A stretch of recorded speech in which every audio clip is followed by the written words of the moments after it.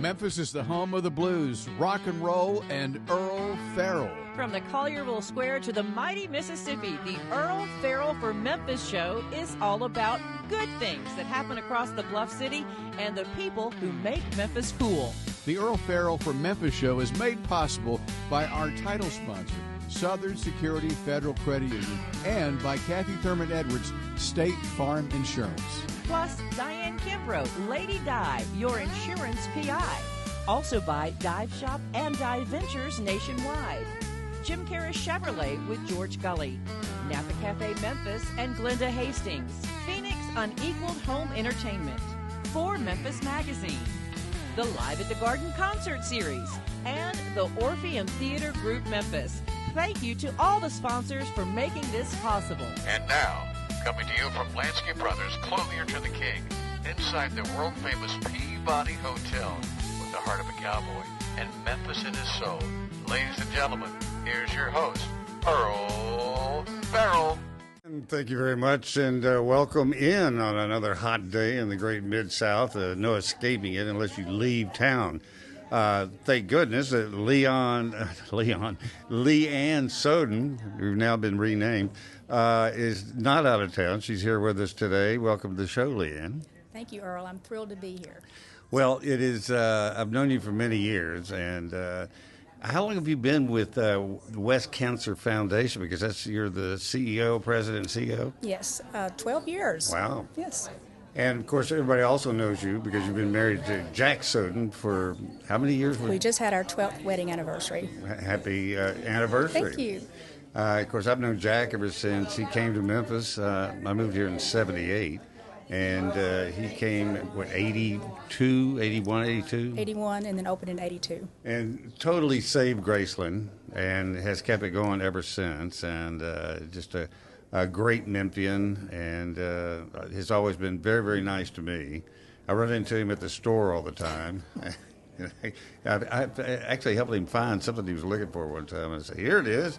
Between the two of us, we could barely get by and be able to pull it off. But you've got some boxing gloves there in front of you, and I was curious as to, I don't normally think of you and boxing when I think of it. And you shouldn't. And I shouldn't. Well, let me tell you what these boxing gloves mean. Okay. At West Cancer Foundation, we fight for cancer patients. Okay. So our big event that I'm going to talk about a little bit later is called West Fight On. We're always fighting for cancer patients, those that are in the underserved areas that need our free services.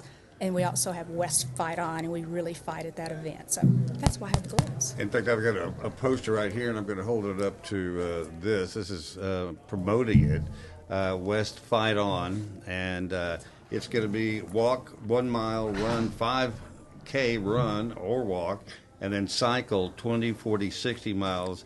But it says, come celebrate survivors and their caregivers. Bring the whole family. Enjoy the Kids Zone, Kids Bike Parade, photo booth, survivor ceremony, and more. And, of course, it's all to raise money for the things you do, which is education, and as you just mentioned, funding people that can't afford to go to West Clinic.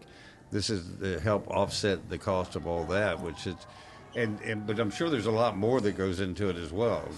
Yes. First of all, we're not associated with West Clinic. Obviously, we work with them very, very closely. But we named ourselves West Foundation, and we're a separate 501c3, but we named ourselves West because we wanted to honor Dr. Bill West and his mother, Margaret West. I'd love to tell you the story about Dr. West and why there is West here today. When he was a senior at Harvard, his mother had cancer, and it had come back and metastasized all over her body. And he said, I want to come home and take care of you, Mom. And she said, oh, no, sir, you will not. You will stay there, and you will finish your degree. His week he graduated, she passed away. Wow. And I love when he says this, it gives me chills no matter how many times I tell it. He says, I knew then I had been commissioned to do something. And I think it's very safe to say he's done more than something.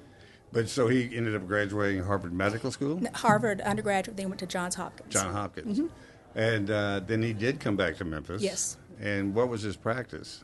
West Clinic. He opened in 1979.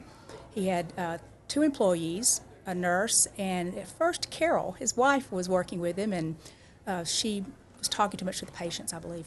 And so he said, we'll find somebody else. But his nurse, Bernie, is still working at West Cancer Wow. Center today, and she's an institution. Well, West Clinic is an institution, a huge part of Memphis, but this is another independent arm, and that it supports that, and I guess other efforts in the community as well. Absolutely. Our goal is to bring the oncology community together. It's a little fractured right now, but we work with all providers, all the free services that we provide. If you're an oncology patient for any reason, we will help you with the services that we do provide, and they're all free, which is why we have big events like West Fight On, is to raise the money to be able to provide these Sure. services. How did you get to Memphis? By way of University of Arkansas. I finished my graduate degree there, Yeah. and my parents had come to get me, to take me, they thought, back to Holly Pond, Alabama. And we stopped in Memphis, and I said, I think I'm going to stay. And my daddy said, you don't have a job, you don't have any money, what are you going to do? Wow. And I said, well, give me a couple of weeks. And so I fell in love with Memphis and fell in love with nonprofit work. My first job was working for Dave Cooley at the Chamber of Commerce. Sure, I knew Dave, yeah. Yes. Everybody knew Dave. Of course. What a dynamic individual to go to work He for as was. a young person.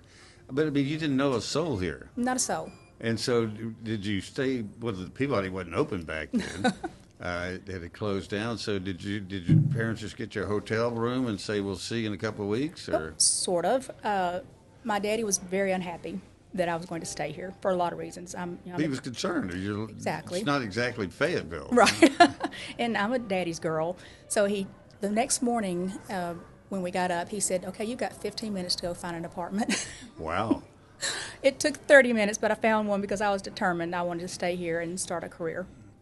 It's interesting. I moved here from Dallas and went to work for Channel 3 in 1978. I didn't know a living, breathing soul here, which I liked because it was like starting all over again. I guess in a way it was the same thing with you. Yes. And so whoever you were as a student, now you're Leighanne, the young woman starting her life's work, and you didn't know. Very exciting time, though. Yes. To come there then. And so, and then to work for the chamber with Dave Cooley. I mean, he was such a moving force and was a part of so many things that happened in the years when I first got here. I'm forever grateful to Dave Cooley. He passed away a couple of years ago. Yep. But he gave me a job and gave me a chance when no one else in Memphis would. And I've always just been so loyal to him since that. And how long did you stay with the chamber? About 2 years. But that's where I got the nonprofit bug because I helped raise money for memberships for the chamber. Mm-hmm. And so that was my first foray into nonprofit work. Yeah, I did the director of development for the Orpheum for Pat Halloran, and which was really interesting because I was supposed to help raise money too, but actually Pat did that. What I did is go get the check. He was the best. He really was, and I picked up one and from one of the big producers, and I brought it back to the Orpheum to turn it in bookkeeping in a little tray. And the next day they said, "Where's that check?" And I turned it into the bookkeeping. We looked everywhere. We went to the trash, the dumpster out back of the Orpheum, looked everywhere, never could find it. So Pat goes, "Well, Earle, you're gonna have to go get that check again, and you gotta tell him that you lost it, not Pat." So I said, "I'll do it." So I went back to the donor, said it was $5,000 check, and I said, "I need another check." He was very gracious, wrote another check, and 10 or 12 years later, they're remodeling the Orpheum, and they're cleaning out all the offices, and behind the filing cabinet where the basket was the $5,000 check. Oh, my. I was right. But Pat didn't care. But Good for you. Working for a nonprofit is fun because you're doing something. In every case, there is a nonprofit. 99% of them. I'm sure there's some nonprofits that aren't exactly fun and interesting and beneficial to the community. But certainly, your organization is the Orpheum. So many of those. They couldn't operate, and we wouldn't have the benefit of what they do if it wasn't for their nonprofit status. I'm very passionate about my job, which you'll see as I start talking, and I'll start talking too fast because it means everything to me. My first oncology nonprofit job was to build the American Cancer Society Hope Lodge on Union Avenue, right next to Sun Studio. Yeah. And I raised a $9 million capital campaign to Wow. build that, and I met so many incredible people in the oncology world. Is that high-rise building that's Yes. right there across from the park? Right next to Sun Studio. Yeah. Literally, you can see it looking out the window. I drive by there all the time, and you can see tables and chairs up there on different floors. I'm going, what is that building? So that's what that is. It is. It's like a adult Ronald McDonald House, a hotel like for people who are coming out of town and need their treatments here. I'm sure a lot of people have driven by there over the years and wondered what that was. They need to put a sign up. A big sign. Big sign. We'll raise money for that next. Yes. The other things you do, I mean, is it hard? Part of the thing is educating people as to what you do and what the foundation is all about. Exactly. And part of that is this West Fight On, the upcoming event. But do you go around? In fact, we were talking earlier. My daughter is with the chamber in Collierville. They would love to have you come speak. So it really is about you getting out and speaking and going and making personal appearances. Yes. We're the best kept secret in Memphis. What we do is very unique. We're the only nonprofit in this region that does what we do, and what makes us so unique first and foremost is that we work with all providers. We're with all hospital systems, all oncologists. We don't care where you're being treated. We just want to get you the help you need.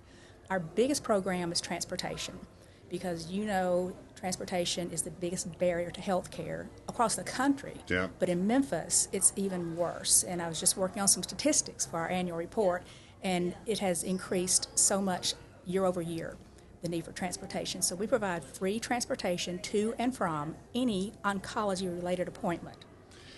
I got a hint for you. Elon Musk, who also has a presence here, Yes. They just launched his Elon Musk taxi service in Austin. Oh, okay. And they're also going to do stuff in charitable instances.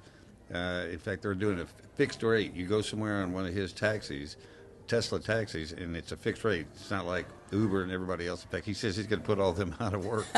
But I'll bet you anything that Elon's the kind of guy that you said, we'd like to get some of your Tesla cars that are driverless. They go pick people up, drop people off. And so we'll work on that together. Absolutely. Introduce me, Earle. I'm trying to get him on the show. So far, it's been Silencio. But I think he's incredible. I'm glad they're here, and I think it's going to be hugely beneficial to the Memphis area. Not to digress, but you've been married to Jack for a long time, and certainly introduced to a world that I've been around for almost 50 years, and that's Graceland. And it's really weird. I've been covering it all these years. I never met Elvis, never saw him in concert, and yet I probably know more about him than anybody. I've interviewed everybody that ever knew him. And the incredible thing about that whole story is there's not one person I've ever interviewed that ever said one bad thing about Elvis. I mean, they don't exist. There's nothing to say bad. No. But, I mean, in your experience when you first came into the world of Elvis after the fact, but what an organization Jack formed, and all the people who work out there, and I know a lot of them absolutely love being there. They do. He's created incredible culture for his team. And what was the biggest, not to overcome, but how do you immerse yourself in that world and just realize that you're after the fact, but it's an ongoing, it has a life of its own now. It does. What's interesting is Priscilla had met Jack through some circumstances in Kansas City, where he's from. And long story short is they talked one night, and she said, I want you to help me open Graceland because they're trying to sell it off. So Jack did that, and the rest is history. But that was 1982 when the doors opened, and he's been there ever since. This will be his 43rd candlelight vigil. Wow. That is amazing. It is. Did he think, when he first started this trip, this odyssey, that he would be here 43 years later? No. Matter of fact, he had a home in Kansas City, didn't sell it for about a year and a half because he thought, this is just a gig. I'm running off to join the circus, but I'll be back. But evidently it was not a circus, and he stayed here. Well, he's been just great for Graceland and for Priscilla and Lisa Marie, and sadly we've lost her as well. But then he's got the granddaughter that saved Graceland from being, conned away by this woman who said that she had the title to Graceland. It was amazingly, I can't believe how far down the road she got with that whole con job. But she came on and said, but we're not going to stand for this. We're going to find out what the deal is. And they ended up arresting the woman. In fact, she just was found guilty here recently. She was. But hopefully that little hole has been plugged in the security system of Graceland. But it's if people haven't been to Graceland, I'm amazed how many people here in Memphis have never been to Graceland. I mean, they may have driven by, but never taken a tour. And people come to town, I take them on a tour. I said, I'll be glad to. I said, it is a great story about a great man and family, and a big part of Memphis. And people that come here are, when they hear his story, and they have bits and pieces of it until they come on the tour. And after you finish the tour, I think most people have a totally different impression of Elvis and the whole story about Elvis. Yes, they do. The whole thing about Memphis, though, the persona of Memphis, I mean, certainly when you mention I'm from Memphis, Tennessee, Elvis and Graceland is always mentioned. But there's so many other things, which is the reason we wanted to do this, is have the good stuff about Memphis come out, which is West is certainly one of the good stories, because there's so many good stories about Memphis that don't make the news. Exactly. And that's why it is difficult to get the word about you out and what you're doing and other organizations like you, because it's all over the city. If there's one thing I've learned in all the years I've been here is the whole thing about giving. Memphis is an extremely giving city for not being a rich city. And I don't think anybody would say it's a rich community. But people that really don't have much, I was always amazed how much they do give. Do you find the same thing true? Absolutely. Matter of fact, one of our programs we offer, we have a Sweet Wig Beauty Boutique. It's in our offices on Ridge Lake Boulevard. And it's a very spa-like private setting where women can come in, and we have spa music playing, we have waterfall. Wow. We have coffee and tea for the ladies. They usually bring a friend or a sister, and they come in, and first of all, they don't feel well because they're in active treatment. Sure. And they're down, and also maybe a little embarrassed because they can't afford a wig.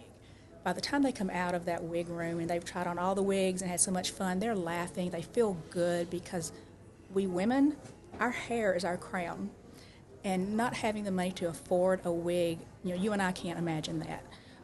But it's so many people in the community that can, and I always like to tell people, no woman should ever have to make a decision whether to buy a wig or to feed her kids or put gas in the car, and women are having to do that. That's why we want to get the word out about this free boutique that we're so proud of. Well, that, and also just get the word about the foundation, because there's so many people that are unaware of it, and how to get in contact with you, because. Yes. I know that I've done a lot with the Salvation Army, and there's so many people that have no idea some of the things they provide. Right. So how do people get in touch with the foundation, and who qualifies, and how do you qualify? Sure. We have an incredible director of community engagement, Cynthia Bowers, and she is in the community usually 7 days a week. Wow. She works all the time, and she is very connected within the political community and the faith-based community. She is at some health fair or health event or church event every day, and that's boots on the ground, grassroots, and she has grown that incredibly. So we're so proud of what she does. Then, of course, we do a lot of marketing and advertising because we want people to know that there is a resource in Memphis, and we're very unique. But we're a resource, and please, call us. If we can help you, we absolutely will. Well, because I think a lot of people are reluctant, but I'll tell you something, if you don't have the money to do it, and it's not just that, it's you also help with the caregivers and help them deal with the situation they probably never dealt with before. Right. We just launched a mental health counseling program early this year, and that is a counseling program where people can call us, oncology patients, and it's for either the patient or a caregiver and family member. Completely free of charge. We partner with Alliance Healthcare, and they provide that counseling for us, because that's an untouched aspect in the oncology world. Is we have incredible doctors here in Memphis, all over, Baptist, West, but they don't take care of that mental health side. And when you're underserved in the community, there's no requirement. The only requirements we have for income is for our post-mastectomy and lymphedema programs and breast screenings. Other than that, if you tell us you have this need, we're going to help you. And speaking of help, if somebody wants to donate, wants to get involved in helping raise money for your foundation, how do they go about that? Go to our website, westcancerfoundation.org, or anybody can call me directly at 901-331-0421. And then don't forget, Saturday, September 6th at Shelby Farms, West Fight On, and it's going to be a walk, run, and cycle. And go participate in that, and you will be helping. So Absolutely. That's coming up, and wish you all the luck at that. It's also sponsored by First Horizon, Highland Capital, Higginbotham, University of Tennessee, Health Science Center, and a number of other sponsors, MLGW, iBank, Earle. A lot of people are getting behind this, and well, they should. So you get behind it and go run, cycle, or walk. Yes. Or drive by and throw a bag of money out the Absolutely. I'll catch it. Do it. Leighanne, thank you for coming by. Thank you, Earle, so much. I enjoyed this. Always good to see you, and tell Jack hi. Sure will. All Thank right. you. You're going to hear from some of our other sponsors right now, and then we'll be right back. Hi, I'm Dawn Grader, President and CEO of Southern Security Federal Credit Union. We're the proud title sponsor of the Earle Farrell for Memphis show. Coming to you live from Lansky's in the world-famous Peabody Hotel and celebrating all of the great things about our great city, Memphis, Tennessee. Hi, I'm Glenda Hastings, owner of Napa Cafe, and I'm so proud to be part of the Earle Farrell for Memphis show, streaming live from Lansky's from the Peabody. We will be showcasing not only Napa Cafe, but some great restaurants around town. We look forward to seeing you. Hi everyone, it's Diane Kimbrough, Lady Di, your insurance PI. And I'm here to tell you about the new podcast that Earle Farrell from Memphis is doing. And we're doing it downtown live from the Peabody, which is behind me and next to the Rendezvous. And we're going to be talking all things Memphis, but we're also going to be talking about health insurance because that applies to everyone. And I can help you in every area. So I look forward for you listening to us and learning more about what we can do for you in Memphis and how I can help you with your health. Hello, Memphis, Mid-South. And first, I'd like to thank you for visiting with Earle Farrell Memphis today. And we want to support him just like you do. I'm George Gully, one of the sales managers at Jim Carey Chevrolet. We've been in business here in Memphis for over 75 years. I've been associated with the company for almost 25. And I'll help you find the right car, truck, or SUV here at not only our Chevy store, but also Buick, GMC, Nissan, Subaru. We can help you find that right car. Keep watching Earle and come see me. Thanks so much. Hi, I'm Kathy Thurman Edwards, State Farm, and I'm so excited to be one of the sponsors for the Earle Farrell from Memphis show, broadcasting live from Lansky's at the Peabody. And I'll tell you all about what we've got going on at our office. Gift cards for quotes. No purchase necessary. I'm better looking than a lizard. Hi, this is Randy Wright from the Dive Shop and Dive Ventures in Memphis. We've been in Memphis over 64 years teaching people to dive, snorkel, and swim. We'd love to have you come join us and have some fun. We're also a part of the Dive Ventures group with 18 locations across the country, stretched from Phoenix to Vienna, Virginia. Please give us a call.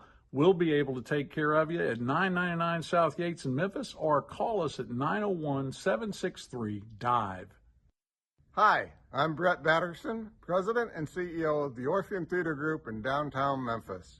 We are so pleased with our partnership with the Earle Farrell Show and very happy that he is broadcasting live from Lansky's at the historic Peabody Hotel. We're all here to make Memphis better. Hi, my name is Jameson Todd, and I'm the director of Live at the Garden and the Radiance Amphitheater. And we're so excited for our 25th year of Live at the Garden here at the Memphis Botanic Garden. We've got a great lineup for you this season, so come on out.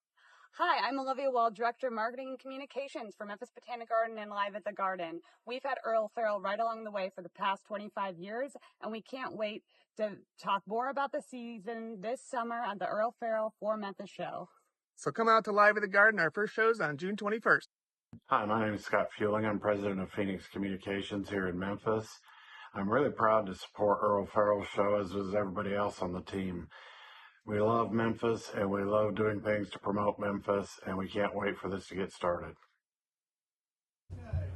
And welcome back.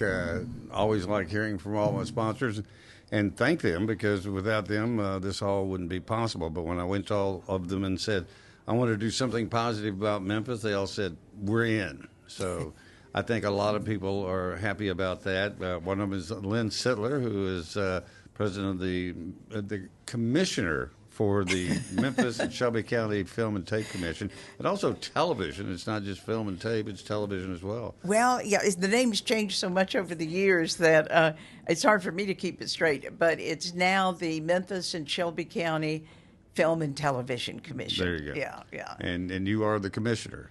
I am the commission. The commission. The commission, yes. Well, I've known you since you were with PM Magazine. Yes. With Joe Elmore. Yes, and God love him. Yeah. He passed away a year ago, just a few days ago, and I was actually hoping to see his son, was going through Memphis. He's just like him, talks like him, looks like him, gestures like him, and we weren't able to connect with our schedules, but he was going through, and he and I are in touch, and, he misses his dad, and I miss his dad, so it's good. I do too. Joe and I stayed in touch. In fact, I nearly went to work for the company that Joe worked for in Nashville, RTM Productions. Oh, wow. He called me and said, they're looking for somebody to host a show on RV travel. And I said, I can do that. You didn't ask your wife, though. So we went through the whole interview process. Kathy and I went to Nashville, and then they started sending all these insurance papers and contracts. And I said, well, look, if I'm going to be traveling all the time, why does my wife and kids have to move to Nashville? Can't they just stay in Memphis because she's got family here? They said, no, we'd prefer you live in Nashville. And so we talked about it, and I said, well, I think we're going to have to pass on that because, you got kids, you need support. And so we didn't do it, and so they hired somebody else, and he was out in California. I've been doing the show about a month, and evidently it didn't go over well with whoever was paying for it. And so they canceled the show, and the guy was stuck out in California trying to get home. Hey, that sounds familiar. Somebody give me a ride. But Joe and I laughed about that many times. Once I asked him, because he did the show, Hot Rods, and they repaired and put in camshafts and all that. Spike TV. Yeah, I said, I didn't know you were a big gearhead and knew how to work on cars. He goes, I didn't. He said, I didn't know a thing about it. I said, well, how did you do that? He said, we would get together with the mechanics, and they'd say, then we put the 4-inch substructure screw in the side bolt of the lower. And he said, I'd write it all, and then I would try to sound like I knew what I was talking about. And he was great. Nobody knew. Yes, but he really came into his own with Tennessee Crossroads. Yes. He really did. That was the show that really made him totally fulfilled and a star. And I know they showed some clips from when, some of the highlights, Joe rock climbing and things like that when I was at his memorial service. And he was just perfect. The thing about it, Joe, was that that was Joe. I mean, there was anything pretensive about him. He didn't ever try to act like something he wasn't. But he was so endearing. That's why people loved Joe. He was Joe. And his best stories were the most simple stories, about a country store, a restaurant in the middle of nowhere, somebody that,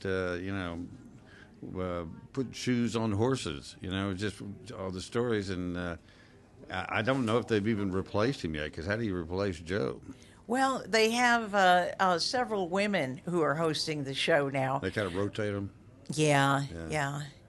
Well, it'd be difficult because, it's like nobody really ever took, Walter Cronkite's place or any of the other great broadcasters over the years, Paul Harvey. I mean, you just can't, even Paul Harvey's son sounded just like him, but it wasn't Paul. No, and with Joe, I know some of the men from Spike TV talked about it at the memorial service. They said, here was this guy in the sports car, good looking, well dressed.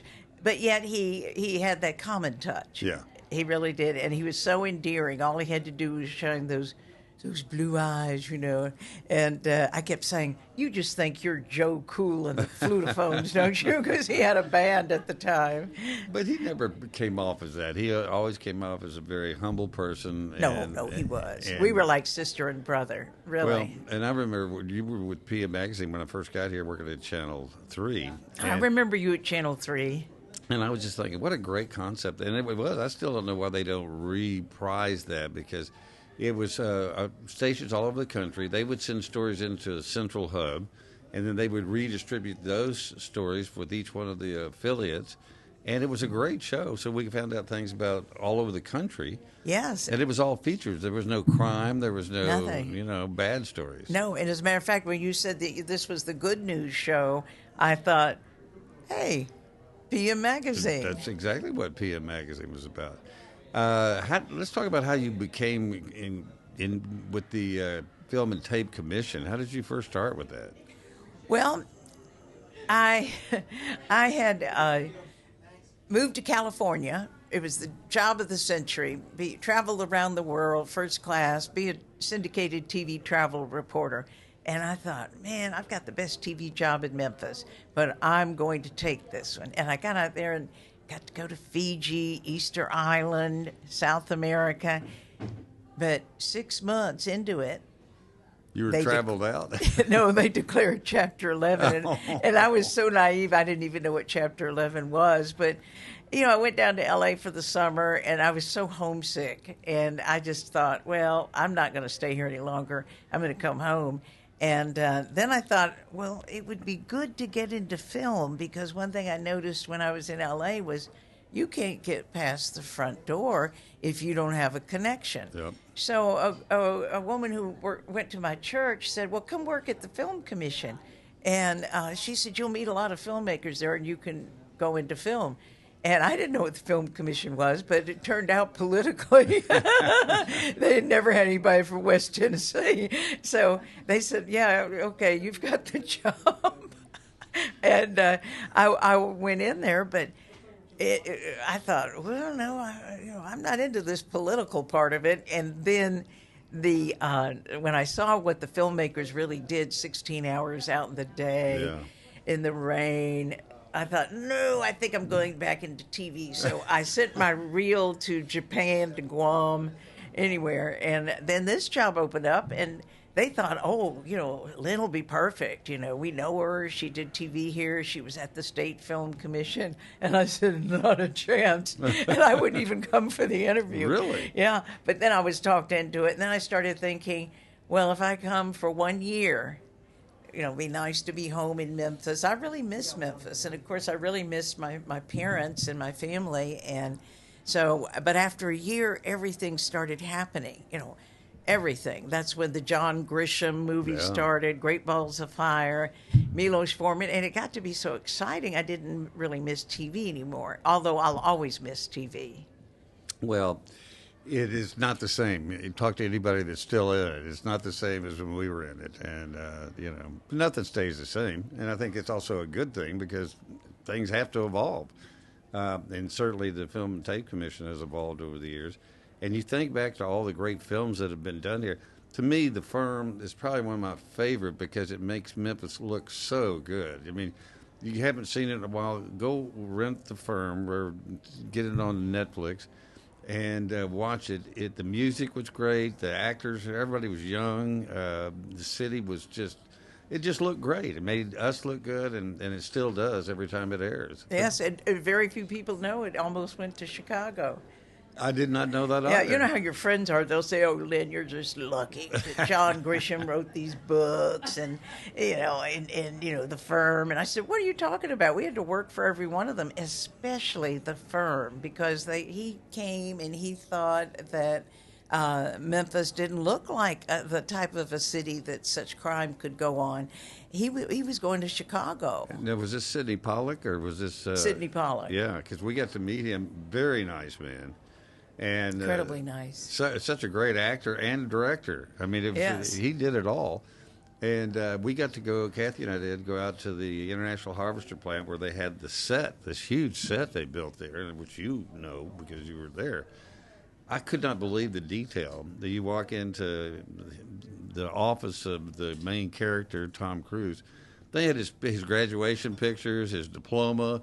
It's amazing the detail that goes into a movie. And when you think that Great Balls of Fire was wonderful, but the critics didn't like it, and I don't think the audiences liked it either. And it was the problem with the interpretation of Jerry Lee's character. It was too comical. Someone said to me, he was like Woody Woodpecker. It was just too overdone. But that was so exciting for all of us.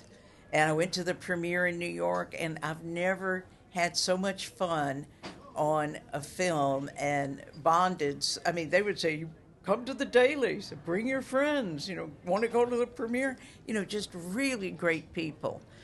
And there were so many people from Memphis that were in the film as extras, and they said it was a blast. There's a lot of movies, it's very strict, and, they will tell you what to do, don't open your mouth until we tell you. And that was a fun film. And the star used to come in to sleep out Louis all the time when they were bet. here. And the first time I saw him, Dennis Quaid, I said, somebody said, look, do you know who that is over there? And he had bleached blonde hair, and it was curled. They had curled, and he lost a lot of weight. I went, I don't know who that is. I said, that's Dennis Quaid. I said, you got to be kidding me. Yeah. And he played and sang and did the whole thing. Yeah. It was amazing. It was great. And yes, we had our 40th anniversary newsletter. I think you got it. Mm-hmm. It's amazing too, because the bottom line is economics, even though everything else is fun and glamorous. And we actually recruited more movies of bigger economic value before state incentives than we have since. Isn't that interesting? Yes, and I went back, and for every year I looked to see, someone who knows economics showed me how to do this. There's a calculator online where you say $3 million in 1989. What that would be now. What that would be in today's dollars. And it's just incredible. And we really did a good job. The problem that surfaced was that Tennessee fell behind the game in state incentives. And then when we finally, and it was a group of city film commissioners from across the state, got together with the Shelby County delegation. It was just right. Craig had his film. We had the Great Balls of Fire. Everything came together, and we got $10 million. Wow. But then the incentives, they were a lot more than that. Yeah, they were not competitive. But now, thanks to Bob Raines, we have a great incentive, and that's why Nashville's getting all these Amazon films. And I'm looking to see what's in development with Amazon, because they get the big incentive. Yeah. Amazon does. HBO, it's 40 to 50% tax credit. Which is huge. Yeah. Because we all have to pay taxes, and that's what they're looking for, is how can we make this movie as economically as possible and then have it gross out and make millions. Hollywood has gone through tough times here in the last few years with all the strikes. I know people out there that aren't even calling me back now. I don't know if they're still in the business, that's been that dramatic. Thank God for Tom Cruise, though. Look what he's done for the movie industry. I mean, he came out with Top Gun 2, and he's got another, the Mission Impossible movie that's out right now. And we love it when they say, has to have a theatrical release. Yes. Because, the exhibitors, we're so lucky to have Malco here. And, it's one of the few family-owned movie theaters, and it survived. Yeah. It survived, and but they didn't get all those big COVID breaks that the florists got. Neither did I. You don't want to be self-employed when they come and say, well, we'll take care of all your employees. I said, I got no employees. I said, well, you get nothing, and you'll like it. Well, the city was kind enough to give us COVID funds, but when I couldn't get anybody to advise me because it was so new. Yeah. And I even Linn looked and saw, you will not use this for salaries and benefits unless the job has significantly changed during COVID. So it took me 8 times to get it right. But Sharon and I became COVID monitors. Yeah, well, you got to do what you got to do. I know, to survive. Yeah. I come from tough people. All I could figure out was I could still work because I was a necessary industry because I had the radio show. So I was in communication. So you could travel back and forth and work. But we ain't giving you no money. So I said, okay. So I just kept on hanging in there. Well, it was very exciting because, at least to me, because when they decided that the Shelby County Public Health Officer had the final say on these productions, everybody had kind of thrown it to everybody else. But then it became clear that it was he. And I said, well, great, we have what was that? I think it was Netflix about the funeral home. I'm not. It's so funny.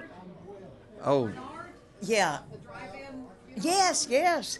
And so they wanted to do pickup shots, and I said, well, the Shelby County Health Officer is in charge, and you can't do a thing until he comes over and approves it. So I just thought this was so exciting. And I said, if you'll pick me up, I'll go with you. So I followed him around with my little clipboard like I was the assistant, and he looked at everything, how, where the food would be served, how sanitized the kitchen was.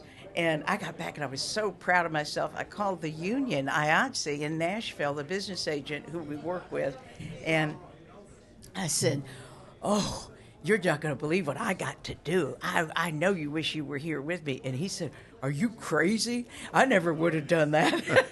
He just thought I was walking right into COVID. Well, and it's, there you go.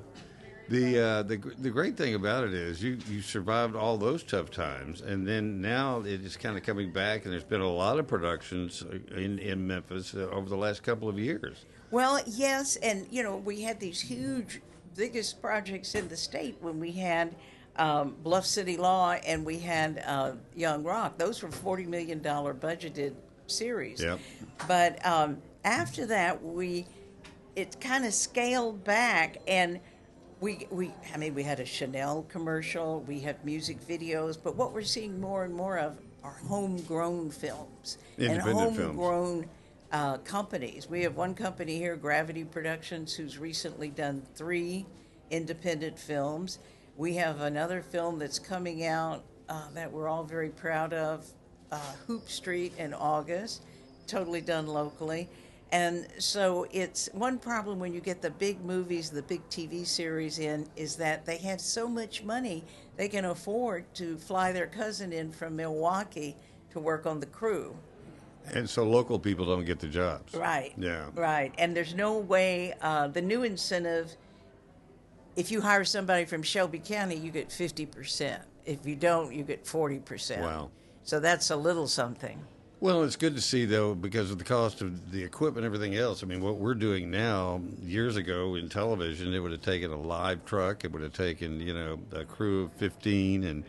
But the cost of equipment is down, and production is not as expensive as it used to be. And then if you're from Memphis, you're already here. So the advantage of doing it.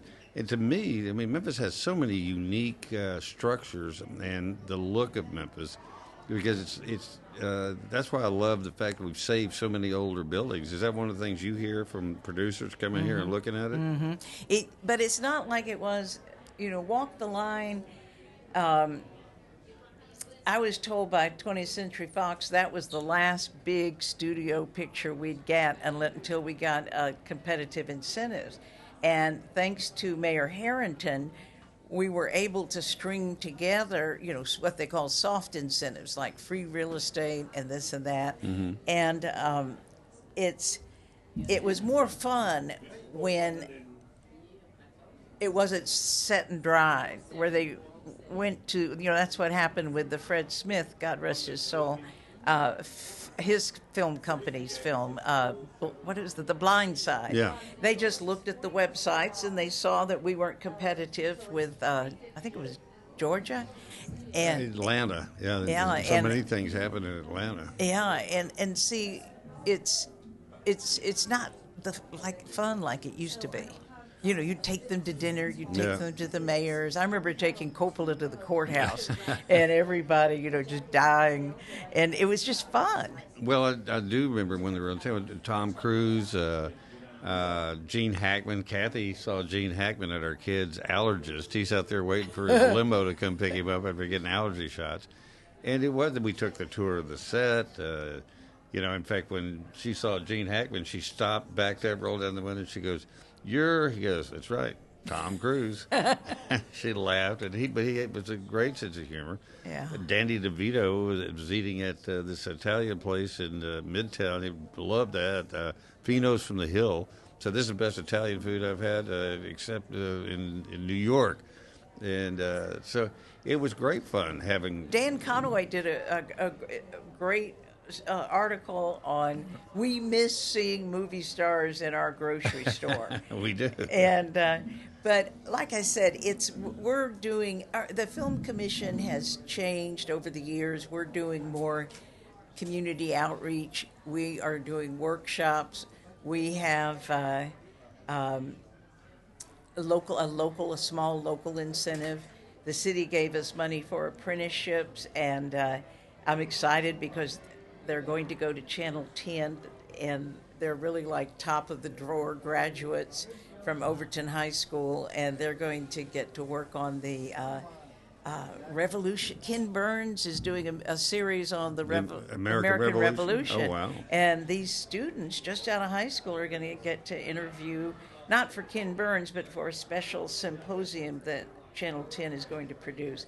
And, what great opportunities we have here. Well, and they will continue. I mean, because look how much it's changed since you've taken over and run it. And you have to constantly be looking, how do we stay viable? And that's one way you do is expand and see where else you can help in the community. And I even thinking young people getting into the business and starting their own production companies. I mean, I'm amazed how many independent films are done here. I had an author on not long ago from Oxford. He's had 2 of his books turned into independent movies, and they're talking to him about another one. And so they're all being shot in this part of the country. It's just it's not the big studios doing it anymore. I mean, you look at Yellowstone and all those productions. I mean, that guy's so prolific. I mean, and he turns on a dime. He says, I ain't doing that anymore. I'm going to go over here.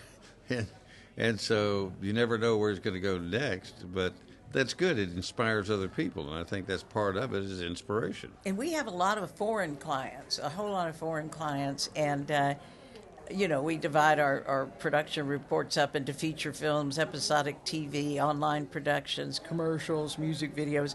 But we are, thanks to the mayors, we are now sister cities with Porretta, Terme, and Bologna, Memphis, Shelby County. Wow. Porretta, Terme. And we did a film exchange with them last year, and we had a little competition where Shelby County filmmakers could enter short films under 15 minutes, and an anonymous set of judges picked the winner.